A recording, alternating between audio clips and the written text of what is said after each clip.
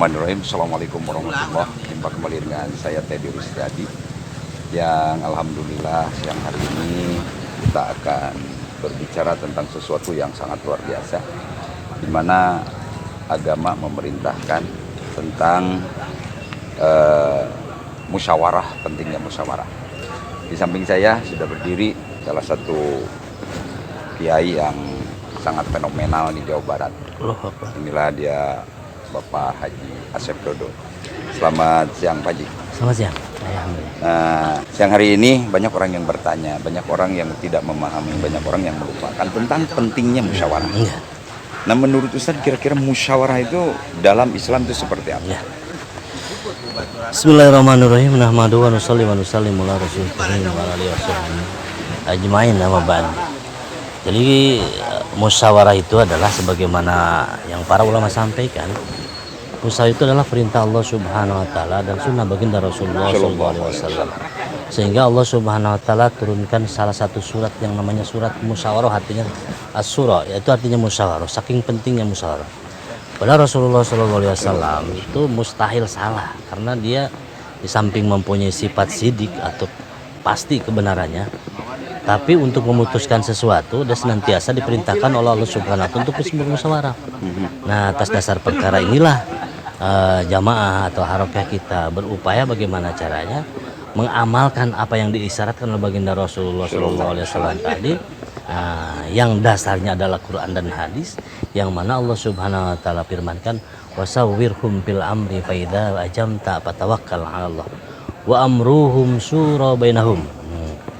Wa amruhum syura bainahum, dan mereka para sahabat senantiasa memusyawarahkan apa yang dia agendakan dalam kehidupannya, bukan hanya masalah yang ada kaitannya dengan agama langsung, kehidupannya sehari-hari pun dia senantiasa bermusyawarah di sekelilingnya. Contoh diantaranya ketika Rasulullah SAW mendapatkan seorang tawanan, maka Rasulullah SAW menanyakan kepada Abu Bakar dan kepada Umar radhiyallahu anhuma.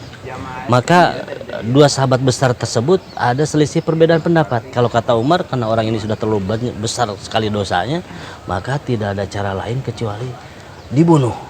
Untuk ini dibunuh. Tapi Abu Bakar radhiyallahu anhu, berilah dia kesempatan. Barangkali dia bisa menginsafi apa perjalanan hidupnya dan dalam negatifnya yang telah dia lakukan. Sebetulnya Rasulullah SAW kalau kecenderungan berpikirnya itu adalah cenderung dengan pendapat Sayyidina Umar, tapi karena menghargai pendapat Abu Bakar yang mana notabene adalah merupakan salah satu seniornya daripada para sahabat, maka Rasulullah SAW mengambil usulan daripada Abu Bakar. Maka berkah daripada musyawarah tersebut, dalam sebuah hadis dikatakan, karena dosanya orang tersebut Allah Subhanahu wa taala turunkan azab, tapi asbab musyawarah, maka Allah Subhanahu wa taala cabut adab yang akan diturunkan di tempat tersebut, sehingga dipindahkan, bahkan ditangguhkan yang tadinya adab tersebut mau diturunkan di tempat itu. Inilah diantara salah sekelumit pentingnya musyawarah. Jadi artinya kalau saya tadi menggarisbawahi bahwa ada salah satu musibah yang terjadi, musibah sekarang yang banyak terjadi di mana-mana, mungkin salah satunya ini mungkin musyawarah sudah dilupakan. Nah, kaitannya dengan musyawarah ini seharusnya apa yang dilakukan? Karena jarang-jarang lah umat Islam itu melakukan musyawarah, sementara musyawarah itu pentingnya, itu sangat penting. Apa yang sudah dibuat oleh Rasulullah dan bagaimana kita harus menjalankannya tentang musyawarah? Betul sekali. Pertanyaan bagus sekali. Karena kalau kita lihat sekarang musyawarah yang dibuat baik di tingkat nasional atau di tingkat regional gitu, atau internasional bahkan, yang mana notabene para pemuka-pemuka agama yang ada di belakangnya. Tapi kalau dilihat prakteknya yang dicontohkan oleh baginda Rasulullah SAW sudah jauh.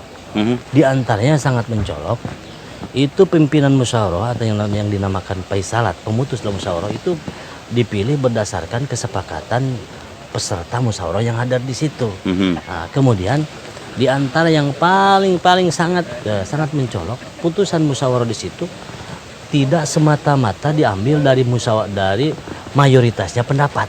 Ada kalanya karena dia diawali dengan doa ilham, Allahumma alhimna ma rasyida umurina, artinya minta petunjuk kepada Allah Subhanahu wa taala.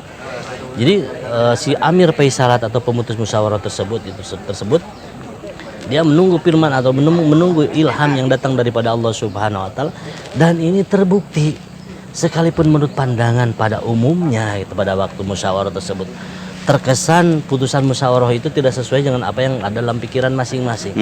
Tapi karena ini adalah datangnya daripada ilham, itulah yang terjadi. Maka apabila usul kita diantara yang sangat mencolok, apabila usul kita diterima dalam musyawarah tersebut, maka kita harus beristighfar. Jangan-jangan apa yang kita usulkan itu bertentangan dengan ketentuan yang akan Allah Subhanahu wa taala tentukan pada saat itu.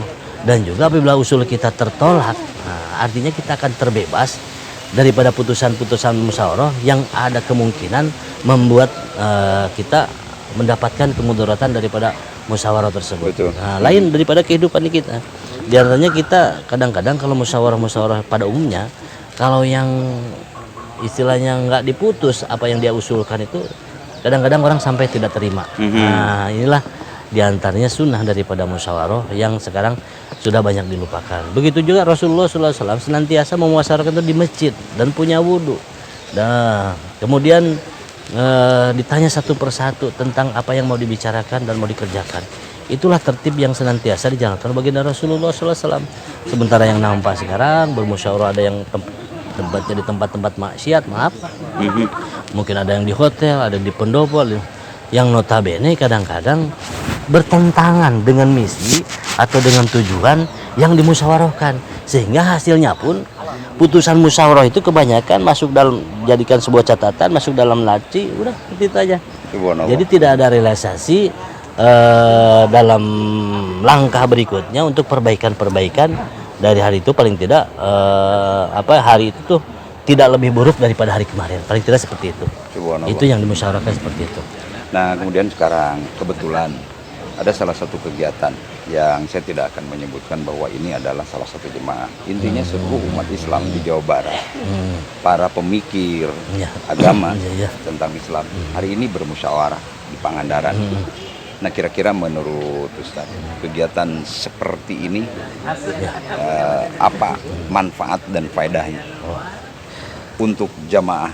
Bukan hanya jemaah yang sekarang mungkin mengadakan jemaah tabligh lah, bisa dikatakan. Dan ini kewajiban sebenarnya untuk jemaah-jemaah yang lain. Yang Ustaz pernah rasakan dari hasil musyawarah Jawa Barat ini, ada keputusan-keputusan yang memang seperti apa yang dirasakan? Saya sendiri ucapkan alhamdulillah dan bersyukur kepada Allah Subhanahu wa taala. Pangandaran khususnya Parigi, Desa Ciliang, Kampung Bojongkulur mendapatkan kepercayaan dari orang-orang tua kita untuk memusyawarahkan agenda-agenda paling tidak 2 minggu ke depan. Apa yang dibicarakan di sini? Jadi dari tiap daerah membawa berbagai macam target gitu. Di antaranya ada 2 target yang senantiasa kita bicarakan, target makomi dan intikoli. Apa itu makomi? Bagaimana menyiapkan diri kita, keluarga kita, dan tetangga-tetangga kita supaya ada kesiapan untuk mengamalkan agama, paling tidak sholat berjamaah di masjid. Itulah yang dikatakan makomi. Mungkin diantaranya ada yang baru 1 orang, 2 orang, 3 orang. Tapi dengan metode musyawarah seperti ini, alhamdulillah banyak tadi kita sama-sama kita dengar pencapaian saudara-saudara kita yang tadinya hanya 1 orang di masjid jadi 2 orang, jadi 3 orang. Jadi dengan adanya musyawarah itu pertama mengevaluasi hasil kerja 2 bulan ke belakang dan kemudian mentargetkan 2 bulan ke depan. Ini diantara materi yang dibicarakan dalam musyawarah. Dan juga di samping itu, di samping makomi ada istilahnya intikoli. Atau intikoli itu kita istilahnya datang ke tempat saudara kita yang lain, baik tetangga desa, tetangga kampung, tetangga kabupaten, bahkan tetangga provinsi, bahkan diantara tetangga negara. Dan ini bukan sia-sia, berdasarkan firman Allah Subhanahu wa taala, berdasarkan semuanya juga berdasarkan perintah daripada Allah Subhanahu wa taala. Di antaranya kalau kita runut dan dengar nasihat daripada orang tua kita, tanggung jawab agama untuk mewujudkan dalam diri kita itu pertama dari ayat ku anfusakum wa ahlikum naro. Diri kita, kemudian keluarga kita. Kemudian wa anzir asiratakal aqrabin, kasihlah peringatan orang-orang koleha-koleha kita yang terdekat. Kemudian litung dira ummal qura man hawlaha.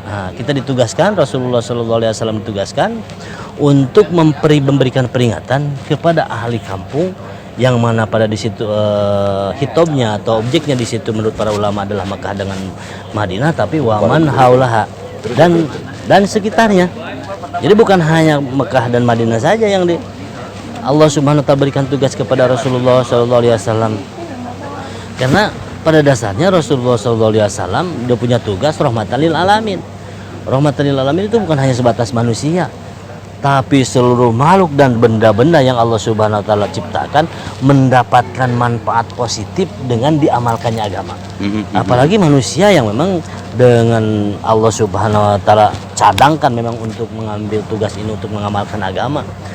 Sekalipun orang kafir, karena pada dasarnya mereka kafir juga bukan keinginan dia, hakikatnya Allah Subhanahu wa taala. Kita punya kewajiban hanya untuk mengingatkan saja. Maka sering saudara kita sampaikan dalam mengamalkan agama itu hanya dua cara. Satu dari diri pribadi mengamalkan, kemudian kita mengiklankan atau menyampaikan. Adapun mereka tertarik dengan apa yang kita sampaikan, alhamdulillah. Nggak tertarik, kita sudah istilahnya kalau bahasa Sundanya cupar kewajiban. Cupar ya udah. Sebab Rasulullah SAW pun gitu, diperingati oleh Allah Subhanahu wa taala. Ketika Rasulullah SAW buat kerja, bagaimana cara supaya ahli Mekah pada waktu itu mendapatkan hidayah. Maka diperingati oleh Allah Subhanahu wa taala, fa in tawallaitum faqul hasbi Allah. Jika seandainya mereka berpaling kepadamu ya Muhammad, maka biarkan saja hasbi Allah, kita sampaikan aja kepada Allah Subhanahu wa taala. Mungkin itu diantaranya kepentingan daripada musyawarah. Baik, sebelum pamit, sebelum kita akhiri, mungkin ada sesuatu yang ingin disampaikan untuk seluruh umat Islam minimal yang ada di Jawa Barat. Silakan. Harapan kami tentunya sama juga dengan harapan orang-orang yang hadir di sini. Kita datang ke sini bukan hanya melihat-lihat tempat dan kondisi kampung ini, tapi kedatangan kita di sini membawa pikir sebagaimana yang telah dipikir oleh baginda Rasulullah SAW atau yang kita kenal sunnah sariroh. Yang mana sunnah ini, kata para ulama, sunnah yang pertama kali dilupakan. Apa itu sariroh? Sariroh itu sunnah pikir Rasulullah. Sehingga Rasulullah SAW jangankan dalam kesehariannya, sebelum meninggalnya pun Rasulullah SAW senantiasa sampaikan umati. Itulah kerisauan baginda Rasulullah SAW yang tidak dimiliki pada saat ini oleh umatnya. Jadi bukan dia korbankan, orang-orang kita sekarang kebanyakan bukan mengorbankan potensi yang dia miliki demi orang lain mendapatkan hidayah, tapi mengambil manfaat dari mereka untuk kelangsungan hidup kita. Ini terbaliknya kita dengan orang-orang terdahulu. Sunnah yang dikatakan sunnah surah itu, kalau surah gampang, kita bisa beli baju di toko, beli gamis, beli jubah, mudah itu. Tapi yang namanya sunnah sariroh, kita berpikir dan berupaya agar bagaimana caranya supaya orang tersebut mendapatkan hidayah dan ada kemudahan untuk mengamalkan agama. Sebab pada dasarnya sekecil apapun perintah Allah Subhanahu wa taala yang kita kerjakan, di belakang itu ada rahmat daripada Allah Subhanahu wa taala, bukan hanya sia-sia. Jadi kita sekali kita mengucapkan alhamdulillah atau subhanallah, di belakang itu ada rahmat dan kita tidak mungkin mengucapkannya tanpa rahmat daripada Allah Subhanahu wa taala. Makanya kita berharap sekali kepada Allah Subhanahu wa taala dengan menggunakan metode yang telah disampaikan Rasul, itu silaturahmi. Silah itu menyambungkan, rahmat itu rahmi, kasih sayang Allah Subhanahu wa taala. Kasih sayang Allah Subhanahu wa taala isinya itu hidayah dengan taufik. Sambungkan hidayah yang telah Allah Subhanahu wa taala berikan kepada kita kepada saudara kita. Paling tidak tadi guys disebutkan cupar kewajiban, malah mandar benitono orang yang kita datangi itu dapat hidayah juga. Sebab tidak semua orang yang didatangi oleh Rasulullah SAW pun mendapatkan hidayah. Rasul mendatangi Abu Jahal kurang kumaha. Setiap saat datang kepada Abu Jahal, tapi tidak ada cadangan hidayah yang disediakan oleh Allah Subhanahu wa taala, sampai matinya tidak dapat hidayah. Maka alhamdulillah kita bersyukur kepada Allah Subhanahu wa taala, tadi telah diberikan kesempatan kita mengadakan event ini. Mudah-mudahan sepulangnya kita ke rumahnya masing-masing, peserta-peserta yang datang dari seluruh kabupaten di seluruh Indonesia itu bukan hanya menghadiri acara semata, tapi membawa pikir dan target-target yang disampaikan dalam musyawarah itu, bagaimana caranya semakin ada kesadaran saudara-saudara kita yang belum amalkan agama bisa mengamalkan agama. Nah, itu saja. Jazakallah. Assalamualaikum warahmatullahi wabarakatuh.